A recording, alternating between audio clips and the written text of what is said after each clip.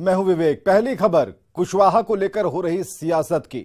CM Nitish ने एक बार फिर दो टूक कह दिया कि अगर उपेंद्र कुशवाहा को जेडीयू में रहना है तो अच्छा है, और अगर वे दूसरी पार्टी में जाते हैं तो भी अच्छा है। यानी कुशवाहा के लिए नीतीश का जो संदेश है, संकेत है, साफ है।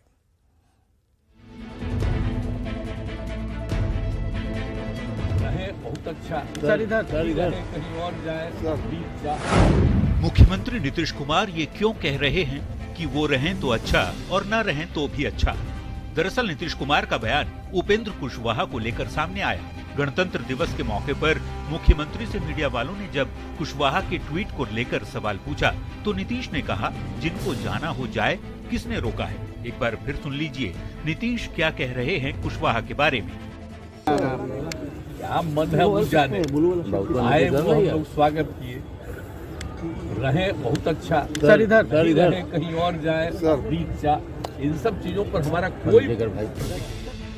नीतीश के साथ ही जेडीयू के प्रदेश अध्यक्ष उमेश कुशवाहा ने भी कहा है कि उपेंद्र कुशवाहा को जल्द पार्टी से त्याग पत्र दे देना चाहिए। नैतिकता की बात कही जा रही है तो वहीं एलजेपी आर के अध्यक्ष चिराग पासवान ने कुशवाहा को साथ देते हुए कहा कि अपना हिस्सा छोड़कर कुशवाहा क्यों जाएं?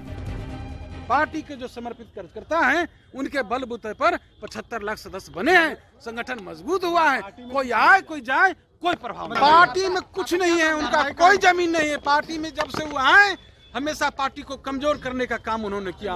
वो रहते हुए महात्मा फूले समता परिषद बना उनके द्वारा संचालन कराया जा रहा था।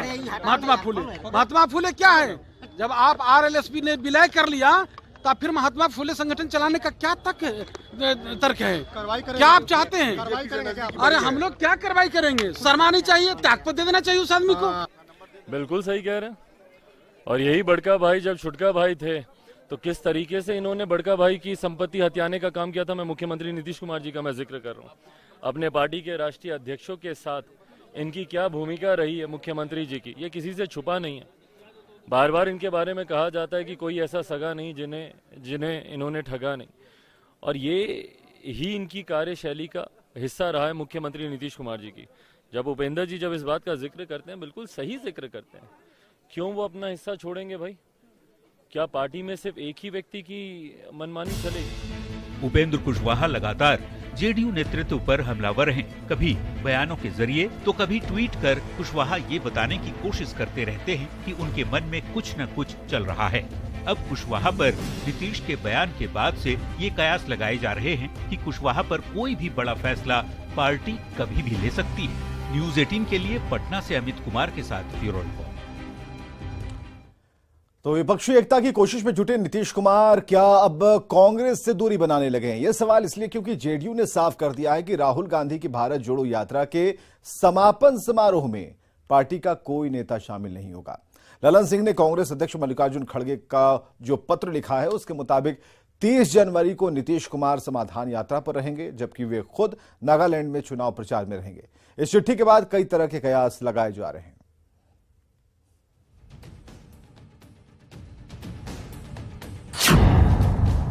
जेडीयू ने ठुकराया कांग्रेस का न्योता। 30 जनवरी को श्रीनगर में भारत जोड़ो यात्रा का समापन होने जा रहा है। कांग्रेस ने कई विपक्षी दलों को समापन समारोह में शामिल होने का न्योता दिया था। कांग्रेस ने जिन प्रमुख विपक्षी नेताओं को न्योता भेजा है उनमें सपा के अखिलेश यादव, बसपा की मायावती, टीएमसी की ममता बनर्जी, डीएमके के स्टालिन, एनसीपी के शरद पवार, शिवसेना के उद्धव ठाकरे, आरजेडी के तेजस्वी यादव और जेडीयू के नीतीश कुमार प्रमुख हैं। लेकिन जेडीयू की तरफ से भारत जोड़ो यात्रा के समापन समारोह में कोई शामिल नहीं होगा। नीतीश कुमार फिलहाल अपनी समाधान यात्रा में व्यस्त हैं, जबकि जेडीयू के राष्ट्रीय अध्यक्ष ललन सिंह ने कांग्रेस के राष्ट्रीय अध्यक्ष मल्लिकार्जुन खड़गे को एक पत्र लिखकर ये साफ कर दिया है कि वो भारत जोड़ो यात्रा के समापन समारोह में नहीं आ पाएंगे। ललन सिंह ने पत्र में लिखा है, इसमें कोई दो राय नहीं है कि देश में लोकतांत्रिक मूल्यों का ह्रास हो रहा है और संवैधानिक संस्थाएं जो अनियंत्रित कार्यकारी शक्ति पर नियंत्रण और संतुलन सुनिश्चित करने वाली हैं, उन्हें व्यवस्थित रूप से नष्ट किया जा रहा है।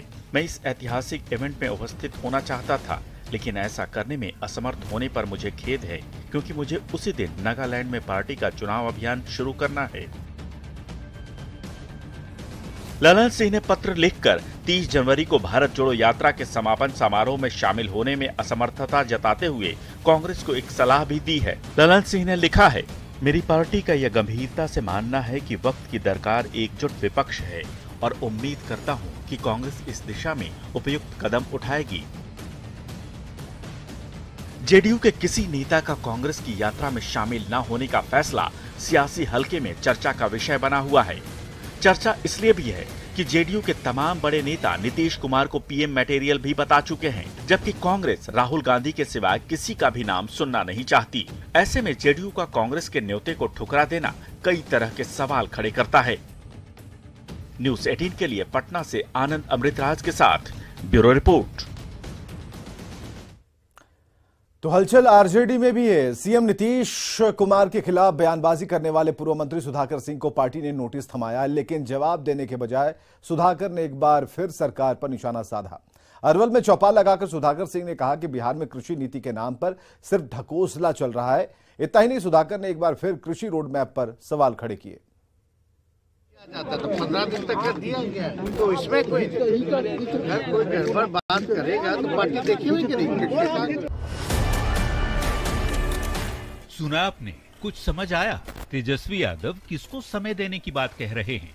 नहीं समझ में आया तो हम बताते हैं। यहाँ बात हो रही है आरजेडी के प्रदेश अध्यक्ष जगदानंद सिंह के विधायक बेटे और पूर्व कृषि मंत्री सुधाकर सिंह की।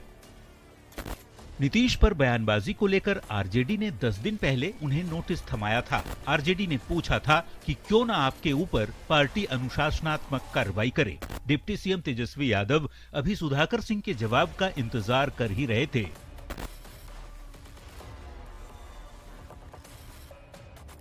कि नोटिस के 10वें दिन सुधाकर सिंह ने फिर से नीतीश सरकार पर हमला कर अपनी मंशा जाहिर कर दी। अरवल में किसानों के मुद्दे पर चौपाल लगाकर एक बार फिर सुधाकर ने राज्य सरकार पर निशाना साधा। सुधाकर सिंह ने कहा, यहाँ पूरे तंत्र में 100% भ्रष्टाचार है। सुधाकर सिंह ने कृषि रोड मैप पर भी सवाल खड़े किए और कह दिया कि बिहार में कृषि नीति के नाम पर सिर्फ ढकोसलाबाजी चल रही है। क्या मानते हैं कि भ्रष्टाचार 100% भ्रष्टाचार है। मतलब भ्रष्टाचार का कोई स्केल अगर निकालिएगा तो स्केल वो 99% होगा, 100 में 99। ऐसा कहीं नहीं होता। सभी इनके तंत्र में भ्रष्टाचार है। वो आपके इनके फार्म सब्सिडी का हो, फार्म इक्विपमेंट से सब्सिडी का सवाल हो। बिहार एक यूनिक स्टेट है जहां किसानों को सब्सिडी उसके खाते में नहीं जाती, वो सप्लायरों के खाते में सब्सिडी जाती है। इससे बड़ा आश्चर्य क्या होगा? तो बिहार में तो सरकार के पास कोई कृषि नीति है ही नहीं। कृषि नीति के नाम पर एक ढकोसला है। सुधाकर के तेवर बताने के लिए काफी हैं कि उनको पार्टी की नोटिस से कोई फर्क पड़ने वाला नहीं और वे आगे भी नीतीश सरकार पर निशाना साधते रहेंगे। न्यूज़ 18 के लिए पटना से अमित कुमार और अरवल से अनिरुद्ध कुमार की रिपोर्ट। इधर राजस्व एवं भूमि सुधार मंत्री आलोक मेहता ने एक बार फिर कहा कि जिन्हें मंदिर का घंटा बजाना चाहिए था वो सत्ता संभाल रहे हैं और युवा पीढ़ी को राम मंदिर के बहाने घंटा बजाने को कहा जा रहा है। जिनको मंदिर में घंटी बजाना चाहिए था, उत्तर प्रदेश के मुख्यमंत्री जो एक मठ के महंत हैं, वो आपकी गद्दी पर जाकर बैठ चुके हैं और आपको कहते हैं कि जाके मंदिर में घंटी बजाइए। हम जगदेव की संतान हैं, हम घंटी बजाने के लिए पैदा नहीं लिए। बीजेपी प्रदेश अध्यक्ष संजय जायसवाल ने केंद्र पर सीएम नीतीश कुमार के आरोपों पर पलटवार किया। बिहार को केंद्रीय मदद नहीं मिलने के सीएम के आरोप पर संजय जायसवाल ने कहा कि सीएम मदद नहीं देने का आरोप लगा रहे हैं, लेकिन सच्चाई है कि बिहार में चल रही योजनाओं का 75% हिस्सा केंद्र सरकार की ओर से दिया जा रहा है और बिहार का योगदान सिर्फ 24% है। उन्होंने वित्त मंत्री के पद से विजय चौधरी को हटाने की मांग की। एक तरफ केंद्र सरकार किसानों के लिए लगातार उनके आगे बढ़ाने का काम कर रही है, चाहे किसान सम्मान निधि हो, चाहे उनको इरिगेशन में मदद करना हो, चाहे बीज में मदद करना हो, सभी तरह से मदद करने का काम कर रही है। वहीं बिहार में बिहार सरकार लगातार बिहार की जनता को बरगलाने का काम कर रही है। केंद्र सरकार 1900 रुपए प्रति यूरिया के एक बोरे में 1900 रुपए की अभी सब्सिडी दे रही है। कोई यूरिया की कमी नहीं है। बिहार के मुख्यमंत्री नीतीश कुमार के द्वारा केंद्र द्वारा मदद नहीं दिए जाने के बयान के बाद बिहार की सियासत गर्म है और एक तरफ जहां बीजेपी प्रदेश अध्यक्ष संजय जायसवाल ने सीएम के बयान पर सवाल खड़े करते हुए 105 योजनाओं की सूची गिना दी और बिहार के वित्त मंत्री पर सवाल खड़े कर दिए, तो जवाब में वित्त मंत्री विजय चौधरी ने संजय जायसवाल को योजनाओं और वित्त की समझ नहीं होने का आरोप लगाया।